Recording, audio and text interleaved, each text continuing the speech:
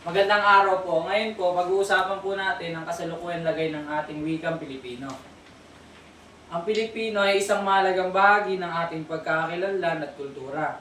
Sa kabila ng pag-usbong ng Ingles sa edukasyon at media, mahalaga pa rin ang ating wika.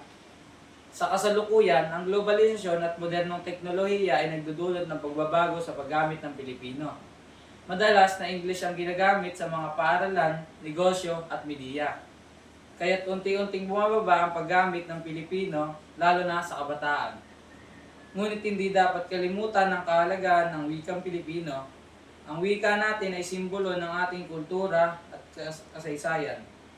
Upang mapanatili ang kasiglahan ng Pilipino, mahalagang maghanap tayo ng mga makabago at nakakaenganyong paraan upang ituro ito sa mga kabataan, tulad ng paggamit ng teknolohiya sa edukasyon. Suportahan din natin ang mga lokal na sining at literatura na gumagamit ng Pilipino.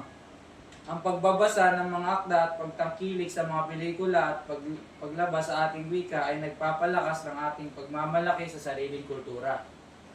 Tayo ay may responsibilidad na gamitin at i-promote ang ating wika sa araw-araw. Ang simpleng hakbang na ito ay malaking tulong sa pagpapanatili ng ating wika para sa hinaharap. Yun lamang.